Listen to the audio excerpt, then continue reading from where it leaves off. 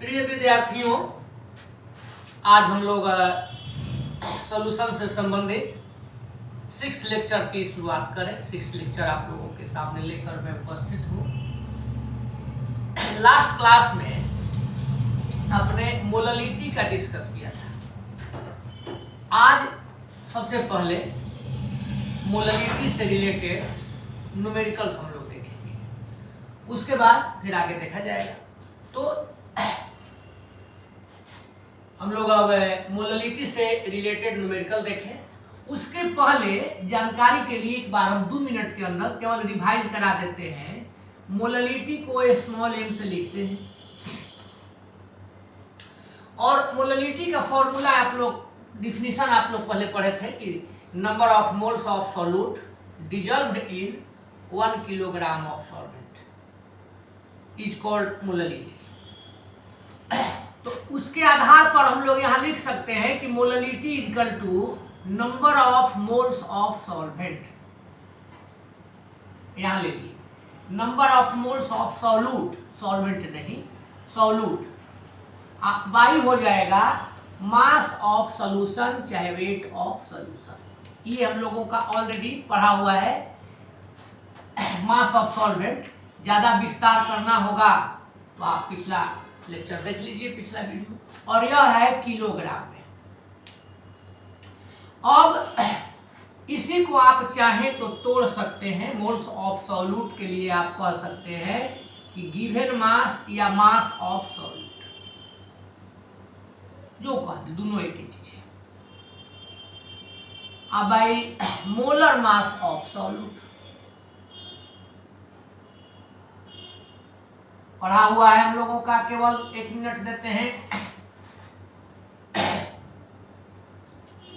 कि आप इसको क्लियर कर लें। ये आपने लिख दिया number of moles of solute की जगह पर, ठीक है।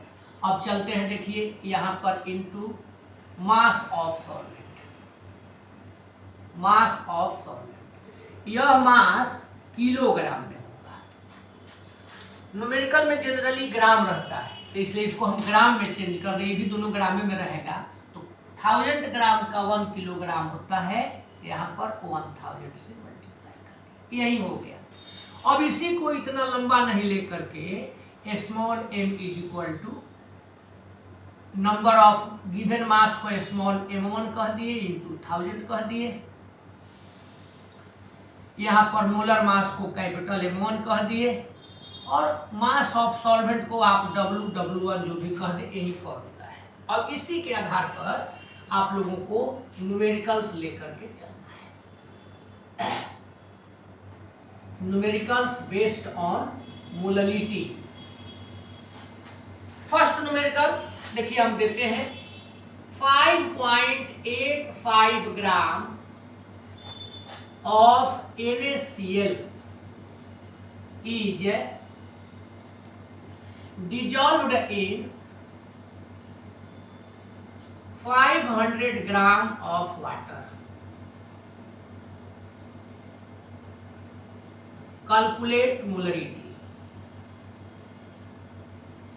मोललिटी याद रखिए, कंफ्यूजन हो जाए तो ठीक नहीं। Calculate molality small m, molality आ रहता है यहाँ पर।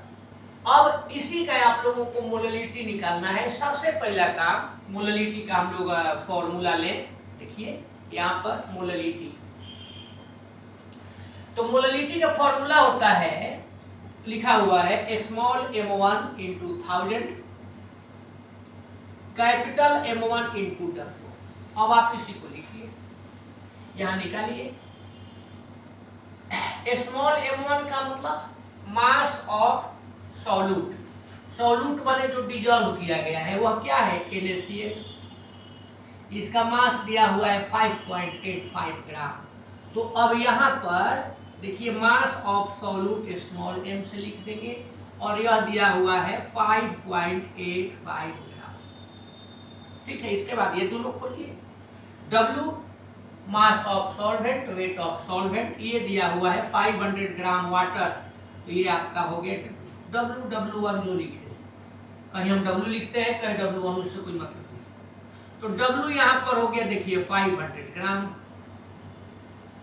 अब आपको स्मॉल कैपिटल M1 चाहिए। M1 के माने मोलेकुलर मास चाहे मोलर मास जो भी आप ले ले, दोनों में कोई अंतर नहीं। मोलर मास ऑफ सॉल्यूट, तो सॉल्यूट का मोलर मास, सॉल्यूट यहाँ NaCl है, NaCl। देखिए सोडियम का 23 प्लस क्लोरीन का 35.5, ये दोनों हम लोग ऐड कर दिए 58.5 ग्राम पर।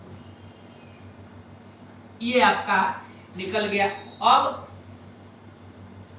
इस फॉर्मूला को आप अप्लाई कीजिए, ध्यान दीजिए। स्मॉल M1, स्मॉल M1 की जगह पर 5.85 ग्राम 1000, capital M1 500, capital M1 58.5, W 500, हो गया। अब कुछ है ही नहीं, इसमें 1000 से मल्टीप्लाई करा दीजिएगा तो 585 आएगा और 0 हो जाएगा। नीचे आपका हो जाएगा, देखिए 585 डेसिमल के बाद 1 पॉइंट है तो ऊपर एक 10 चला जाएगा। उसको ऐसे तोड़ते तो नीचे 100 लिखते। जैसे आप 5.85 है, मल्टीप्लाई किए तो 3 इसमें 0 यहाँ पर बढ़ गया, 2 पॉइंट के बाद डेसिमल था तो एगो हट गया, 2 हट गया, एगो बच गया। नीचे लिखा हुआ है 558.5, इसको इतना लिख दिए। अब बाई 10 होगा तो यहाँ 10 लिख दिए। अब नीचे यहाँ इंटू, अब यहाँ पर नीचे लिखा हुआ है 500। कैलकुलेशन है ये आपका, देखिए 10 टाइम्स गॉन और ये दोनों 0 निकल गया, 1/5 यानी 0.2, यही हो गया मोलैलिटी मोल पर किलोग्राम। तो बोलिए कहीं कोई दिक्कत है? अब चलते हैं आगे, इसको कंप्लीट कीजिए। चलिए अब यहाँ एक और न्यूमेरिकल सेकंड हम लेते हैं। अब इस न्यूमेरिकल एकदम जस्ट जो आप बनाए थे उसी के टाइप का है। देखिए सवाल लिख दिए, calculate the molality of 2.5 gram ethanoic acid in 75 gram of benzene. Ethanoic acid का फॉर्मूला डाल दिए हैं ताकि आपको आराम रहे, एसिटिक एसिड। तो इसमें भी आपको मोलैलिटी निकालना है, बस कुछ नहीं, वही काम। मोलैलिटी आपको निकालना है, स्मॉल m, फॉर्मूला लिखेंगे, क्या लिखा हुआ है, small M1 into 1000 by M1 into W। अब यही वैल्यू आपको चाहिए, ध्यान दीजिए। स्मॉल M1 मीन्स वेट चाहे मास ऑफ सॉल्यूट, तो यहाँ पर सॉल्यूट है कौन? देखिए तो ये 2.5 ग्राम इथेनोइक एसिड को बेंजीन में डिजॉल्व किया गया है, इसका मतलब इथेनोइक एसिड सॉल्यूट है, ये जानना जरूरी है। तो इथेनोइक एसिड का कितना दिया हुआ है? 2.5 ग्राम।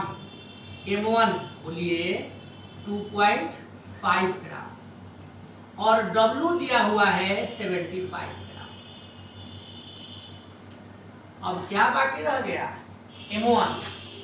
M1 मीन्स है मोलर मास ऑफ सॉल्यूट की सॉल्वेंट। सॉल्यूट क्या है? Ethanoic acid. यहाँ मोलर मास चाहे molecular mass of ethanoic acid CH3COOH 12 plus 1 3 जा 3 प्लस 12 प्लस ऑक्सीजन का 16 होता है, 16 प्लस 16 आप प्लस देखिए 1, इसको आप ऐड कर दीजिए। तो ऐड कीजिएगा तो कितना होगा? 2 3 5 2 7 7 और 6 13 6 19 और 20 0 2 1 3 1 4 1 5 1 6 60 ग्राम पर मोल।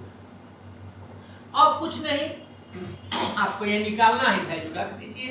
देखिए स्मॉल M1 2.5 ग्राम इंटू 1000,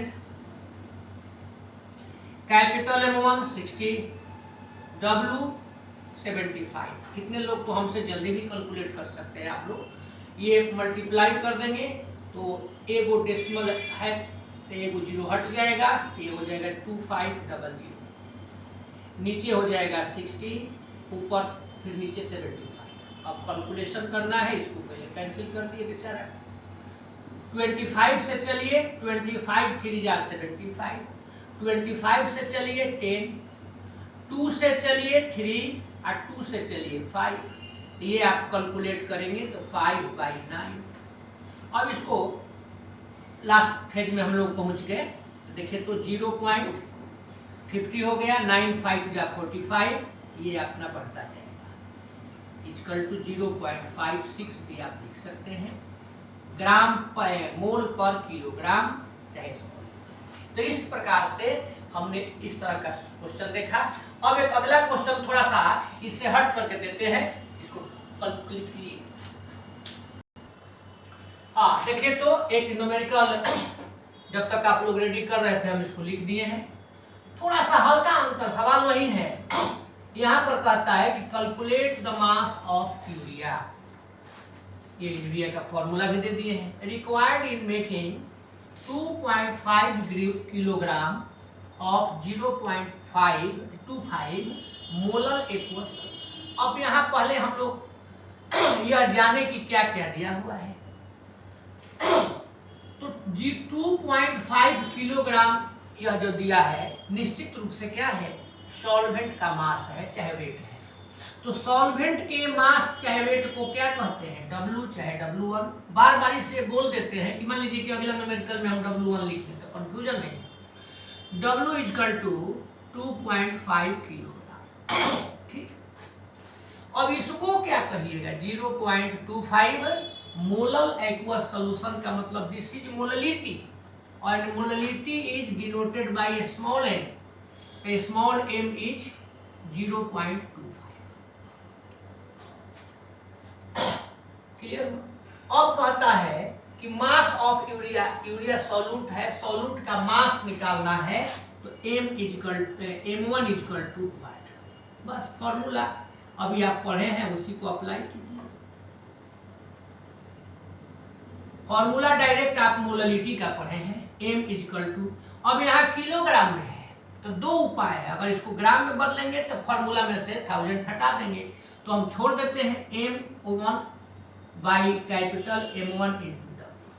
देखिए ये 2.5 इंटू 1000 कर देते तो यहाँ इंटू 1000 लिख देते, इसलिए इसको छोड़ दिए। यहाँ स्मॉल m ये दिया हुआ है, W दिया हुआ है। आपको निकालना कौन चीज है, M1। इस फॉर्मूला को आगे बढ़ाइए, M1 equal to M into M1 into W। अब आपको M मालूम है, W मालूम है, M1 निकालना है, यहाँ पर निकाल देंगे। M1 क्या है, mass of, molar mass of solute. यह दिमाग में जरूर रखिए सिंबॉलिक फॉर्म। तो मोलर मास ऑफ यूरिया, यहाँ पर हम लोग लिखेंगे मोलर मास ऑफ यूरिया का फॉर्मूला दे देते हैं NH2CONH2। देखिए नाइट्रोजन का 14 प्लस हाइड्रोजन 1 2 जा 2 प्लस कार्बन 12, ऑक्सीजन 16, 14 और प्लस 2। ये आपका 14 2 16 16 16 48 32 48 60, तो यहाँ पर हो गया 60 ग्राम पर हो गया। अब सारा मान आप लोग खुद से भी रख सकते हैं, हमसे क्या मेहनत करवाना, लेकिन लिख देते हैं।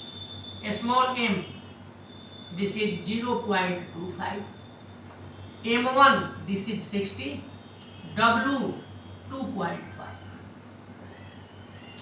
25 इंटू 60 इंटू 25 बाई, इसमें 2 डिजिट था 100, ये 10। अब इसको कैलकुलेट किया जाए, ये कैंसिल हो गया। 25 से चलिए तो 4, 2 ये 3, तो ये आपका आ गया 75/2 यानी 37.5। ये है मास ऑफ यूरिया, तो ये ग्राम में आ जाएगा, 37.5 ग्राम। नीचे आदमी लिख देता है, हालांकि इसके चलते कोई दिक्कत नहीं लिखने पर। मास ऑफ यूरिया यहाँ पर 37.5 ग्राम। बस प्रॉब्लम वही था। अब अगर डेंसिटी वगैरह दे देता है तो कैसे हम लोग बनाएंगे, इस पर विचार किया जाए। जल्दी से इसको हाँ, अब चलिए इस प्रॉब्लम को थोड़ा सा देखा जाए, कॉम्पिटिटिव है। यहाँ एक बार बोल देते हैं इसको, calculate the molality of 1 litre solution of 93% H2SO4, the density of solution is. अब यहाँ पर प्रॉब्लम को सॉल्व करना है, मोललिटी आपको पता करना है। तो मोललिटी इज कर, पहले तो हम फॉर्मूला देते हैं, अक्सर आप लोग देखते ही हैं, small m1 into 1000 by capital M1 into. अब ये सारा चीज हम लोगों को चाहिए, ठीक है। परसेंटेज पर थोड़ा सा चलते हैं पीछे। परसेंटेज में बताए थे, याद होगा कि यहाँ W/W, W/V या V/V होना चाहिए, लेकिन यहाँ तीनों में से कोई नहीं है। तब बताए थे कि यदि तीनों में से कोई नहीं हो तो यहाँ पर हम क्या करते हैं, W/V लेते हैं। ये कोई कंडीशन नहीं दिया हुआ हो तो generally W/V mass by volume लेकर के चला जाता है। तो पहले हम लोग इसको सॉल्व करें। 93% H2SO4 सॉल्यूशन मीन्स, यहां पर देखिए मास ऑफ H2SO4 ये आपका हो गया 93 ग्राम। वॉल्यूम ऑफ सॉल्यूशन ये आपका हो गया 100 मिलीलीटर। लेकिन वॉल्यूम ऑफ सॉल्यूशन आपका दिया हुआ है 1 लीटर। अब इतना में तो यदि इस कंडीशन के अनुसार सॉल्यूशन का वॉल्यूम जब इतना होगा 100 मिलीलीटर होगा तो मास ऑफ H2SO4 93 ग्राम होगा। अब कहता है कि 1 लीटर पर तो volume of given volume of solution, यहां पर देखिए हम लोग ले लिए given volume of solution 1 litre है, मीन्स है 1000 मिलीलीटर है। तो इन 1000 मिलीलीटर मास ऑफ H2SO4, तो जब 100 मिलीलीटर में 93 ग्राम है तो 1000 में क्लियर है, 93 से अब बढ़ करके 930 ग्राम हो जाएगा। और ये किसका है, मास ऑफ H2SO4। H2SO4 यहाँ पर क्या है, सॉल्यूट है, तो इसको स्मॉल m1 लिख देंगे। अब इसी प्रकार से अब आप आगे बढ़िए। डेंसिटी ऑफ सॉल्यूशन यहां पर देखिए हम लोगों को दिया हुआ है कितना, 1.84 ग्राम पर मिलीलीटर। मोललिटी को कैलकुलेट करने के लिए हमें मास ऑफ सॉल्वेंट चाहिए। तो मास ऑफ सॉल्वेंट निकालने के लिए पहले हम लोग मास ऑफ सॉल्यूशन निकाल दें, क्योंकि डेंसिटी दिया हुआ है। तो density is equal to mass by volume होता है। अब आपको यहाँ मास निकालना है तो डेंसिटी इंटू वॉल्यूम। तो यहाँ पर देखिए मास के लिए हम लोग दे देंगे density of solution into volume of solution. Density कितना है, 1.84 ग्राम पर मिलीलीटर। वॉल्यूम कितना है, 1000 मिलीलीटर। मिलीलीटर से मिलीलीटर कैंसिल हो गया, ग्राम में बच जाएगा। कैलकुलेट करेंगे 1840 ग्राम। ये क्या आ गया, मास ऑफ सॉल्यूशन। लेकिन हमको क्या चाहिए, मास ऑफ सॉल्वेंट। तो अब यहाँ ये मास ऑफ सॉल्यूशन है, और यहाँ देखिए मास ऑफ ये सॉल्यूट है। तो मास ऑफ सॉल्वेंट यहाँ पर हम लोग ले ले, सॉल्वेंट वाटर है, कोई लिखना जरूरी नहीं है, W हो गया। मास ऑफ सॉल्यूशन 1840, मास ऑफ ये आपका 930 निकल जाएगा, 4 माइनस 3 1, 18 माइनस 9 910 ग्राम। ये आपका निकल गया मास ऑफ सॉल्वेंट। ध्यान दीजिए, थोड़ा लंबा तो जरूर है, कॉम्पिटिटिव है, लेकिन इजी है। ये हम लोगों का M1 निकल गया, W निकल गया। अब कैपिटल M1 क्या होता है? Mass of molar mass of solute.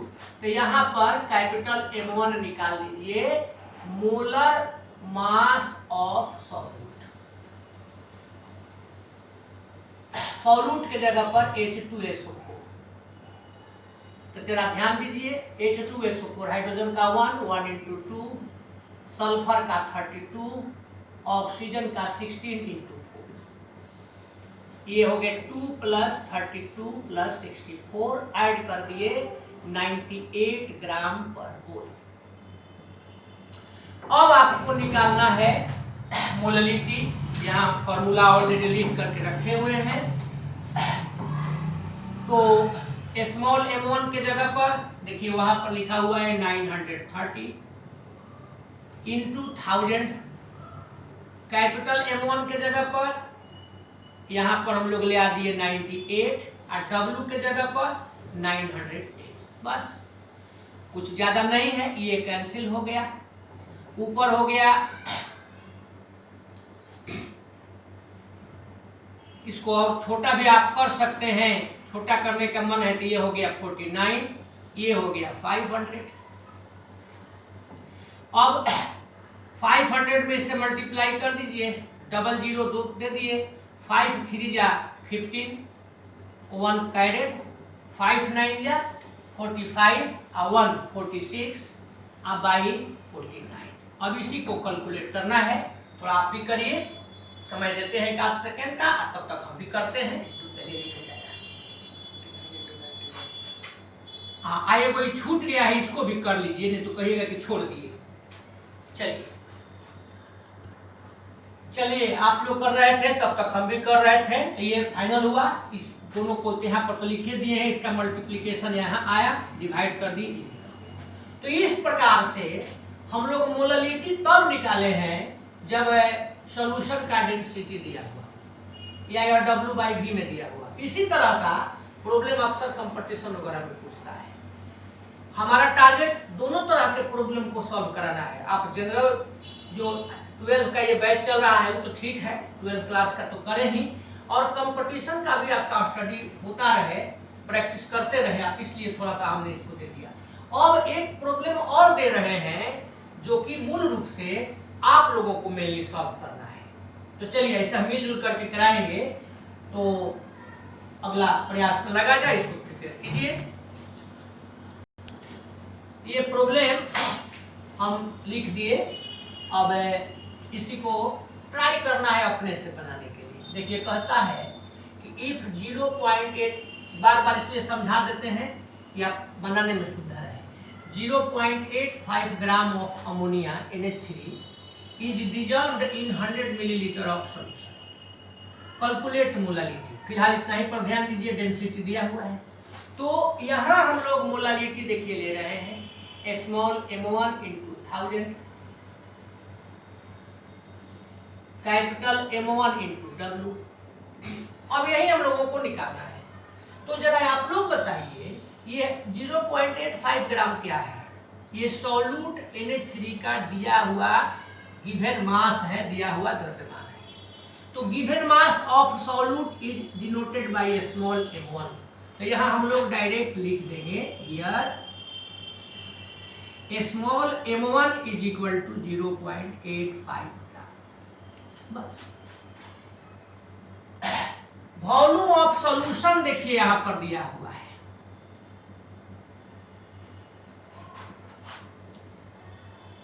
$100 millilitre.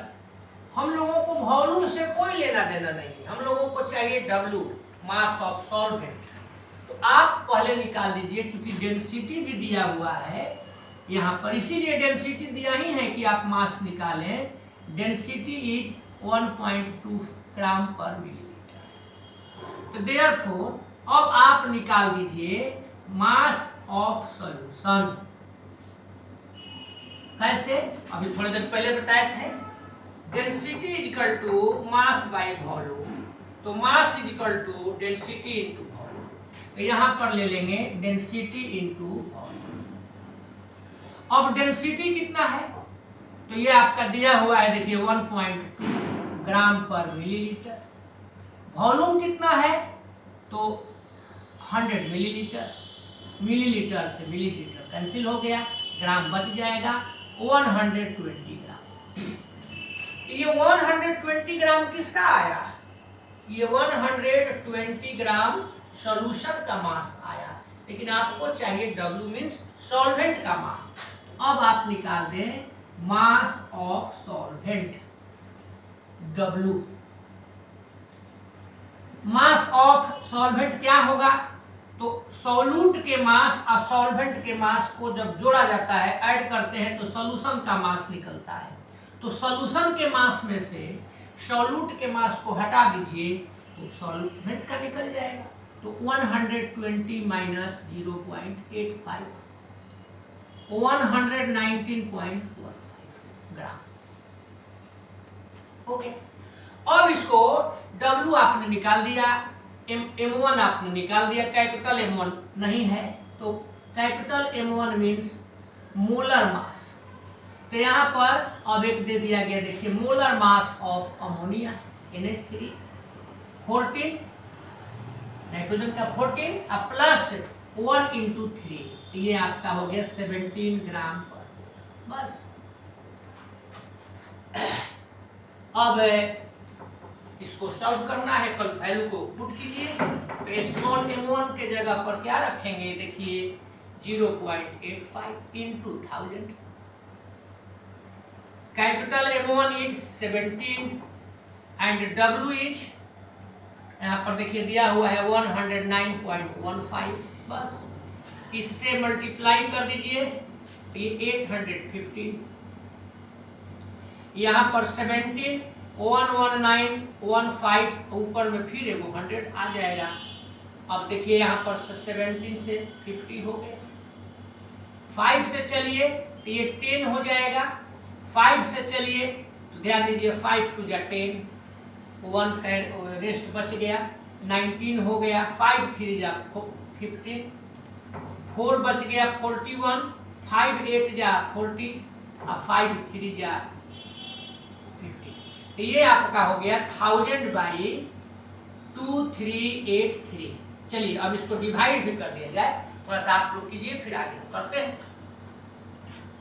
तो देखिए हम भी कैलकुलेशन कर दिए, लेकिन आंसर इतना नहीं दिया है, आंसर आपके बुक में दिया है 0.42, तो आप इसको लिख ही सकते हैं। इस प्रकार से यहाँ मोललिटी हो गया 0.4।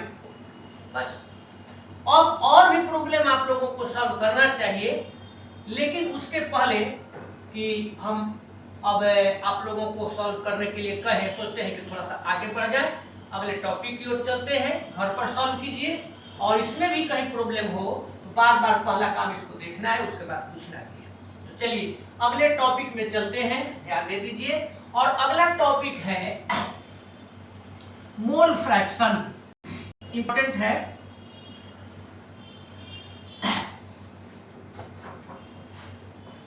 मोल फ्रैक्शन को आप कंप्लीट कर लीजिएगा, तो इसके बाद आपका मिलेगा लास्ट टॉपिक इस तरह का कंसंट्रेशन टर्म का normality.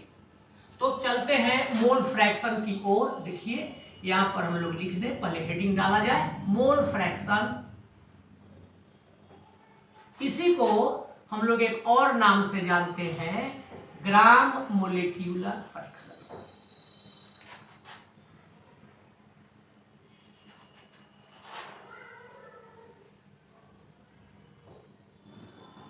Late us enjoy mole fraction. सबसे पहले तो हम यहाँ एक घर बनाते हैं, आपके सपनों का महल है। अब इसमें क्या रहेगा ये आप लोग बताइए। तो रहेगा कि डिपेंडेंट या इंडिपेंडेंट ऑफ टेम्परेचर। अभी हम लिखते नहीं हैं, ऑफ टेम्परेचर को लिख करके छोड़ देते हैं, आप लोग लास्ट में बताइएगा। फिलहाल तो चलिए टॉपिक की शुरुआत करें, डिफिनेशन देंगे। देखिए फ्रैक्शन मोल का निकालना है, इसमें दो चीज देगा। कोई भी, क्योंकि सोल्यूशन हम लोग लेकर के चल रहे हैं, तो कोई भी आप सोल्यूशन लीजिए, उसमें जितने भी कंपोनेंट्स हैं, मेनली हम लोग बाइनरी लेके चलते हैं इसलिए दो कहेंगे, एक सॉल्यूट एक सॉल्वेंट, लेकिन अधिक भी होंगे। तो किसी भी सॉल्यूशन के जिस कंपोनेंट का मोल फ्रैक्शन पूछा जाएगा, उसके मोल आज जितना भी टोटल उसके कंपोनेंट्स हैं, उस टोटल के मोल का जो रेशियो होगा उसी को कहा जाएगा मोल फ्रैक्शन। यानी मोल फ्रैक्शन को अगर हम लोग लिखें तो देखिए ये आपका हो जाएगा, ध्यान दीजिए, मोल fraction of A component. Solution में कोई एगो कंपोनेंट लिए हैं तो उस कंपोनेंट का मोल फ्रैक्शन क्या होगा। तो number of moles of the component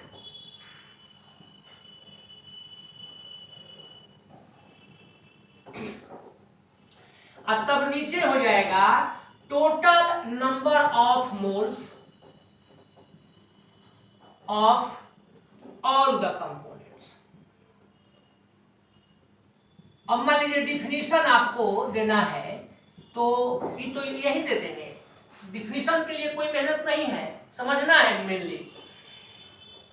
the ratio of number of moles of the component to the total number of moles of all the components present in the solution is called mole fraction of that component।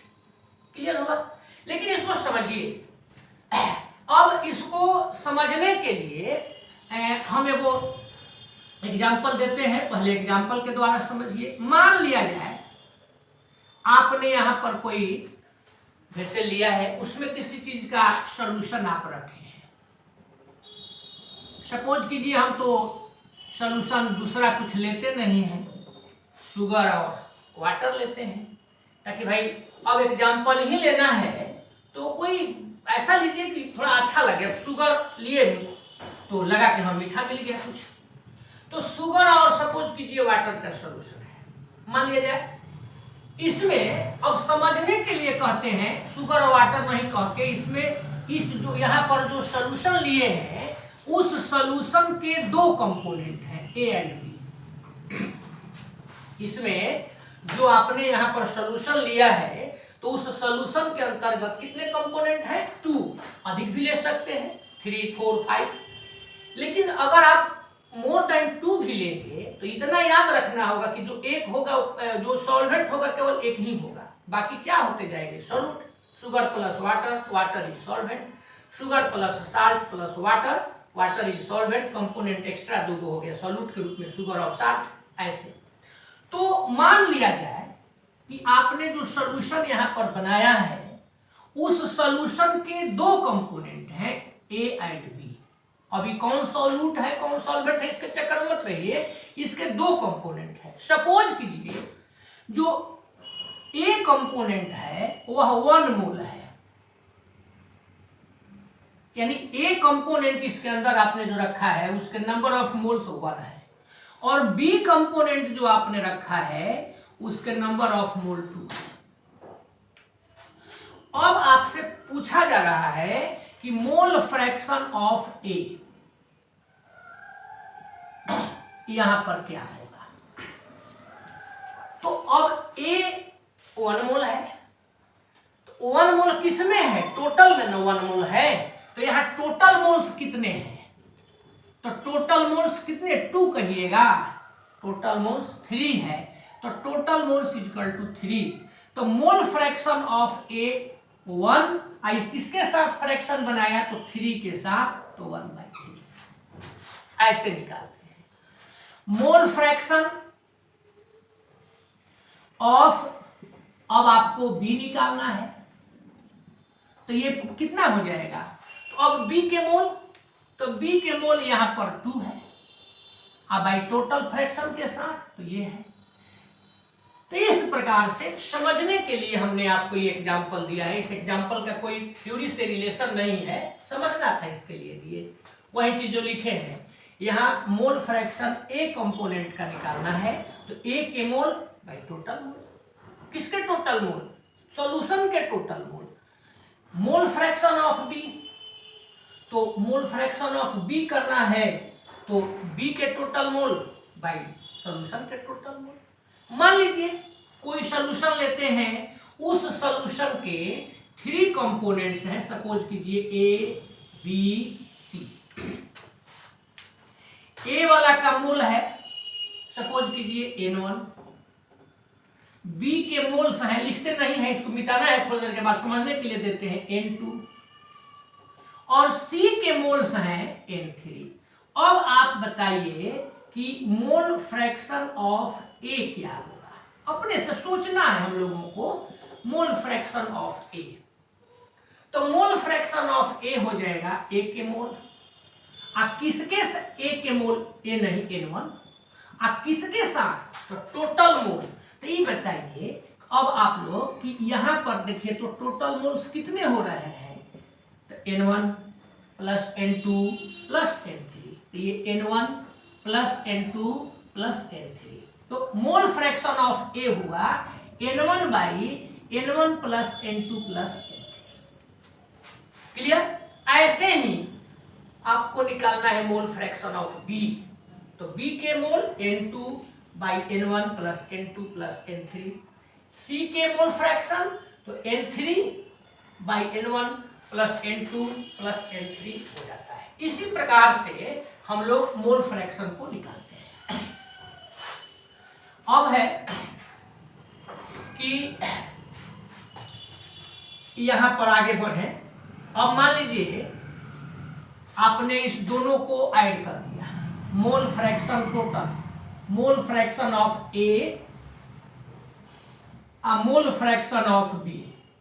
अब A plus B लिख रहे हैं ऐसी जानकारी के लिए, mole fraction of A, mole fraction of B, तो mole fraction of A 1/3, mole fraction of B 2/3।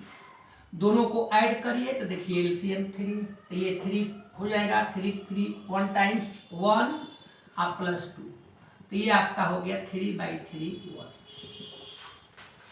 Solution के यहाँ 2 कंपोनेंट थे ए और बी, आपने दोनों के मोल को, मोल फ्रैक्शन को ऐड किया तो कितना हो गया 1। यानी किसी भी सॉल्यूशन में जितने भी मोल होंगे, मोल किसके कंपोनेंट होंगे, उन सभी कंपोनेंट्स के मोल फ्रैक्शन का सम क्या होता है 1 होता है। लॉजिकली बात है। एगो कोई चीज ले लीजिए, सपोज कीजिए एगो कॉपी लेते हैं, उसमें मान लीजिए कि 10 ठो पेज है, 10 ठो पेज का हम लोग कुछ लिए, और उसको हम लोग 4 आदमी में बांट दिए, 5 आदमी को दे दिए, 2 पेज 3 पेज, किसी को 1 पेज, तो अलग अलग दिए। लेकिन जब सबको कलेक्ट करिएगा तो क्या होगा, फिर वही हो जाएगा सेम चीज। अलग अलग मोल फ्रैक्शन निकाले लेकिन सबको कलेक्ट किए तो क्या हो गया 1 हो गया। तो कहीं कहीं कोई प्रॉब्लम है? इस प्रकार से मोल फ्रैक्शन निकाला जाता है। जिसका भी मोल फ्रैक्शन निकालना है उसका मोल नंबर टोटल, और जिसका जो टोटल उसका सॉल्यूशन का टोटल कंपोनेंट्स है उसके मोल को, दोनों का फ्रैक्शन मोल फ्रैक्शन के नाम से जाना जाता है। तो ये तो हम लोग को समझने के लिए दिए थे। अब आप लोग समझ ही गए एक बार फिर से। अच्छा, इसको हम लोग एक्सप्रेस करते हैं तो जनरली आप तो देखते हो एक्स लिखा रहता है, एक्स नहीं है, ये ऐसे लिखा रहता है। इसको हम लोग जीटा कहते हैं। कुछ बुक में ऐसे भी दिया है, इसको आप लोग ईटा कहते हैं। तो मोल फ्रैक्शन को जीटा और ईटा के द्वारा एक्सप्रेस डिनोट किया जाता है, लेकिन व्यवहार में आदमी हम भी बोल देते हैं, एक्स लिख देते हैं, एक्स बोल दो। लेकिन मेन इसका क्या हुआ, इसको जीटा या ईटा से डिनोट किया जाता है।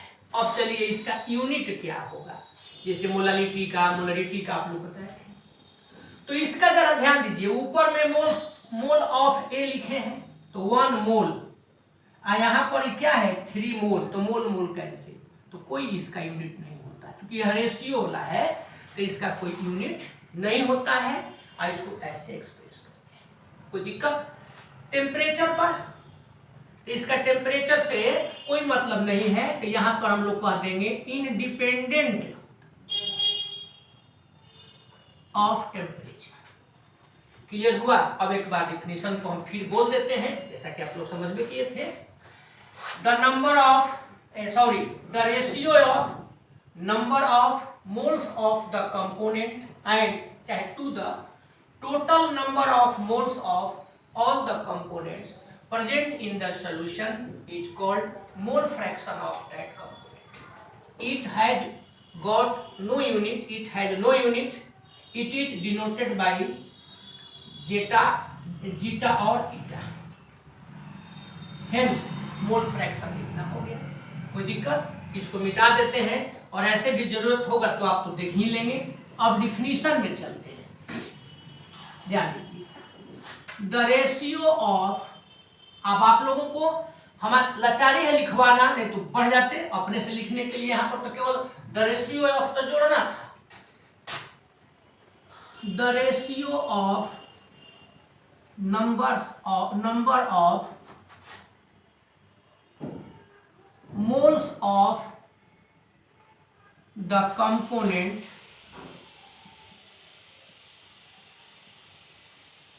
And to the number of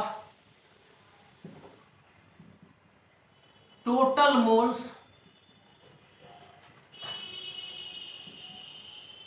of all the components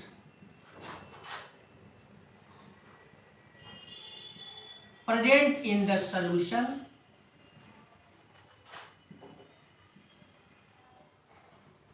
is called mole fraction of that component।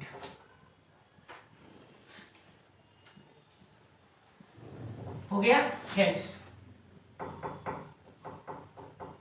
कितना दे दिए? इट इज डिनोटेड बाई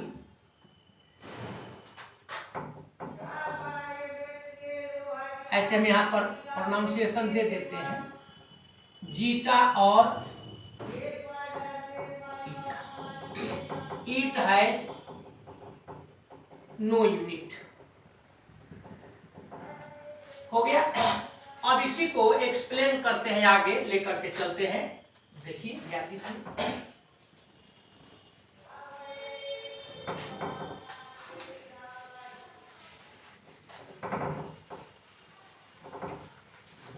मान लेते हैं कि किसी सॉल्यूशन के केवल दो ही कंपोनेंट है। Let number of moles of solute, मान लिया जाए सॉल्यूट के जो मोल है उसको क्या कह दिए? N1। Number of moles of solvent, suppose कीजिए सॉल्वेंट के जो मोल है N2 कर दिए। Therefore total number of moles, ये आपका टोटल नंबर ऑफ मोल्स हो गया N1 प्लस N2। नाउ आप देखिए मोल फ्रैक्शन ऑफ सॉल्यूट, तो क्या हो जाएगा? मोल फ्रैक्शन ऑफ सॉल्यूट कह रहा है तो सॉल्यूट के मोल बाई टोटल मोल, तो सॉल्यूट के मोल N1 by total mole N1 plus N2। इसी तरह से मोल फ्रैक्शन ऑफ, अब की बार देखिए यहां पर सॉल्वेंट दे दिए, तो सॉल्वेंट के मोल कितने हैं? N2, और टोटल कितने हैं? N1 plus. तो इस प्रकार से हम लोग निकालते हैं। उसके बाद बताए थे कि यदि किसी सॉल्यूशन के सभी कंपोनेंट के मोल फ्रैक्शन को मिला दीजिए, सम कीजिए, तो क्या होगा? 1। तो यहां पर वह भी हम लोग क्लियर कर दें। The sum of mole fractions of all components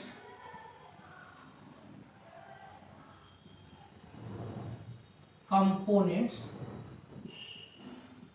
present in the solution is always 1। अब इसको एक्सप्रेस कर दीजिए, एक्स चाहे जीटा जो आप कहते हैं सॉल्यूट, आप प्लस देखिए सॉल्वेंट, ये दोनों का मिलाइए। तो दोनों को जब आप मिलाइएगा तो देखिए यहाँ पर है n1/n1 plus n2, n2/n1 plus n2। Clear कर दिए, एलसीएम हो गया n1 प्लस n2, यहाँ n1 बच जाएगा, n2 हो जाएगा 1 टाइम्स। तो देखिए यहाँ पर सॉल्यूट और सॉल्वेंट दोनों का जब हम लोग मोल फ्रैक्शन लिए तो अब अगर आप न्यूमेरिकल वगैरह बना रहे हैं, सॉल्यूट का आपको मान लीजिए कि दुइये को केवल कंपोनेंट है, एक कंपोनेंट का फॉर्मूला से निकाल दिए, तो दूसरा कंपोनेंट का निकालना है तो आप क्या करेंगे, 1 में से माइनस कर देंगे। यानी इसको ऐसे समझिए, यदि सॉल्यूट का निकालना है, सॉल्वेंट निकल चुका है तो 1 माइनस कर देंगे। और इसी तरह से यदि आपको सॉल्वेंट का निकालना है, सॉल्यूट का निकल चुका है, तो आप 1 में से सॉल्यूट वाला हटा देंगे। इस प्रकार से लेकर के चला जाता है। बहुत आसान टॉपिक है, बस केवल दिमाग में रखना है, जिसका मोल फ्रैक्शन निकालना है उसके मोल बाई टोटल मोल, और कुछ इसमें करना नहीं है। तो इस पर आप लोग इसको पहले तैयार कीजिए, चाहे इस पर हम केवल एक न्यूमेरिकल अभी फिलहाल देते हैं, एक न्यूमेरिकल केवल जानकारी के लिए देते हैं।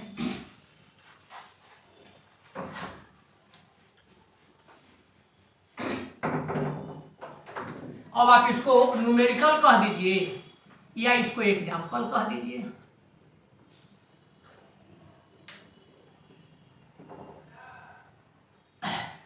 कैलकुलेट द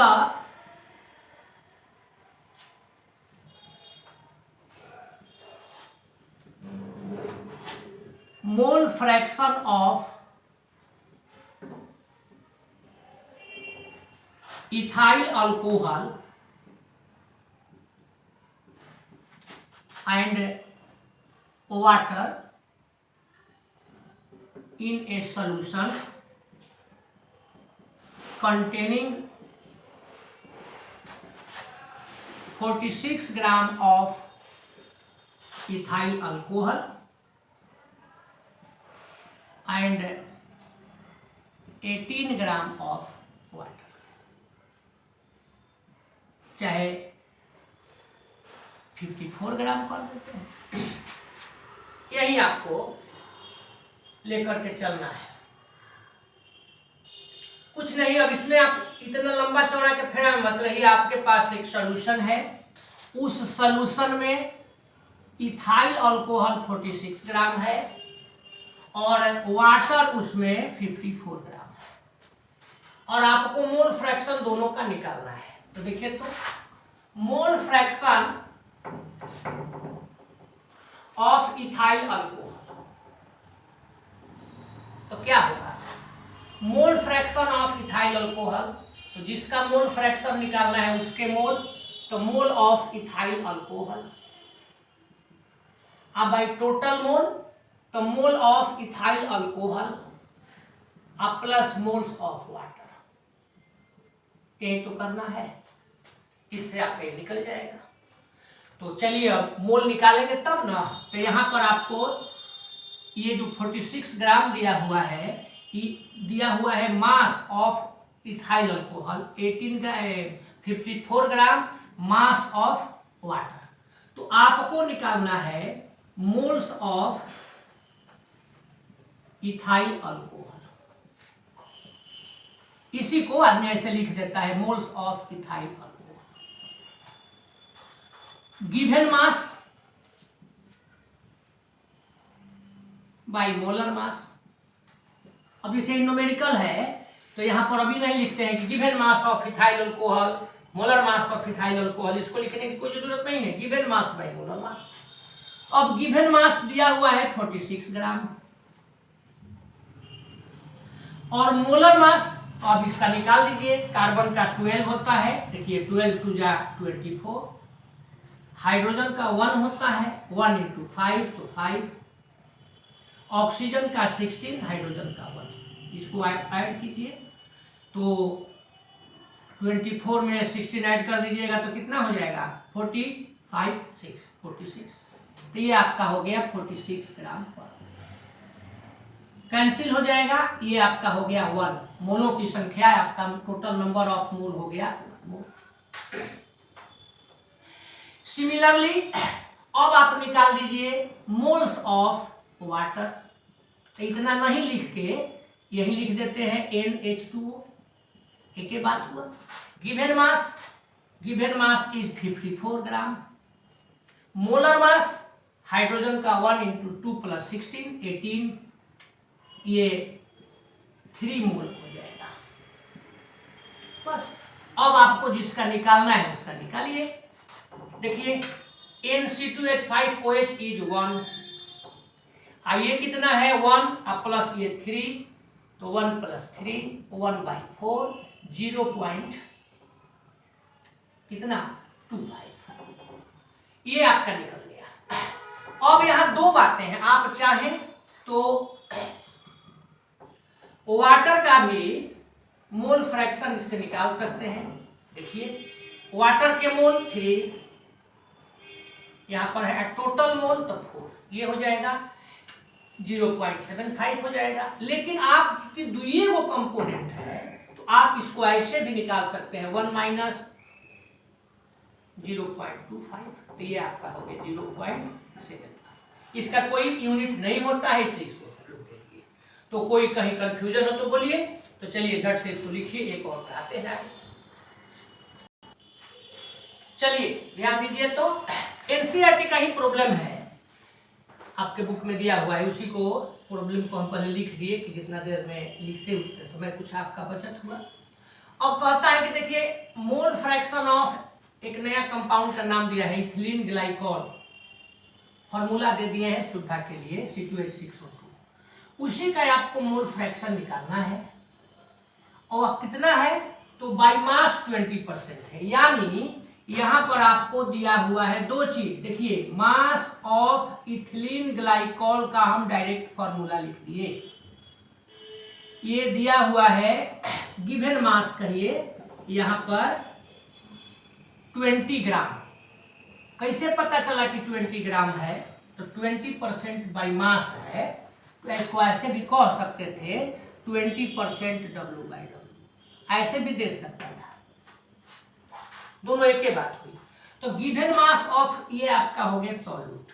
इसके बाद में सॉल्यूशन का भी मास दिया हुआ है, मास ऑफ सॉल्यूशन कितना 100 ग्राम, नीचे W 100 हो गया। अब आपको ये सॉल्यूट हो गया चाहे कंपोनेंट हो गया, जो भी कहिए सॉल्यूट हो गया, ये सॉल्यूशन हो गया, तो सॉल्वेंट क्या होगा गिवन मास ऑफ सॉल्वेंट। अब यहां सॉल्वेंट के रूप में होगा क्या, बोलिए बताए हैं, अक्सर बोलते हैं कुछ नहीं दिया है तो वाटर जी महाराज है। तो ये आपका हो गया वाटर कितना, इसमें से इसको माइनस कर दीजिए 100 - 20, दिस इज 80 ग्राम। बस आपको निकालना है मोल्स ऑफ इथिलीन ग्लाइकॉल, याद ही होगा आपको क्वेश्चन में दिया हुआ है, आप निकालिए इथिलीन ग्लाइकॉल का मोल फ्रैक्शन। तो इथिलीन ग्लाइकॉल के मोल फ्रैक्शन में moles of ethylene glycol by moles total, ethylene glycol plus water.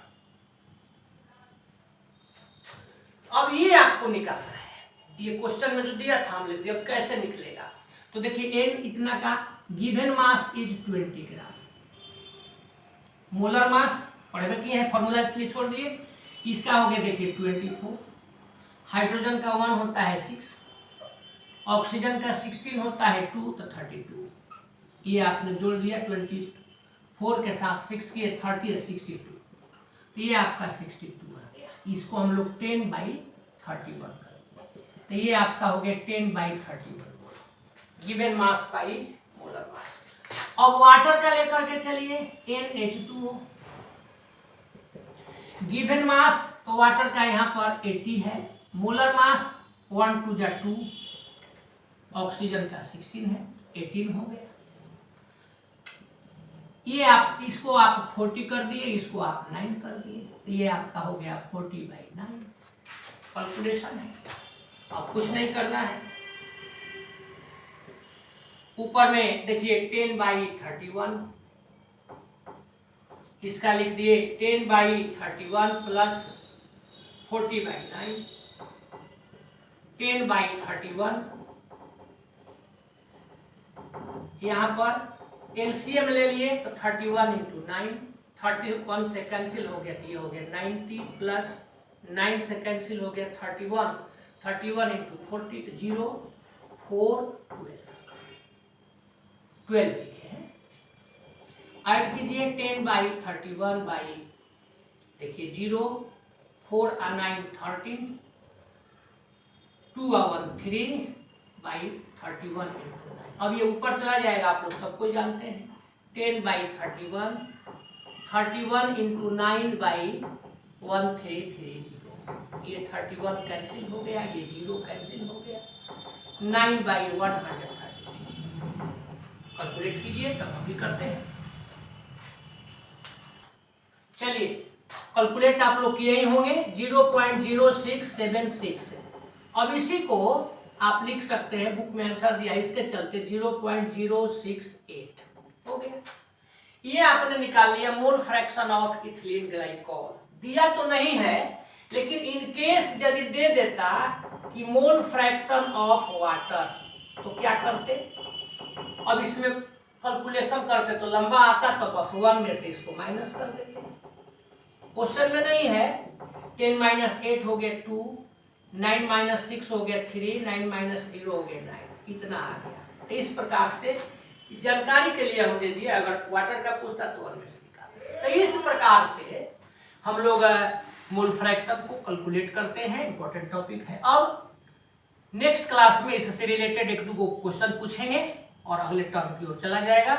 तो आप लोग इसको खूब बढ़िया से तैयार कीजिए। धन्यवाद।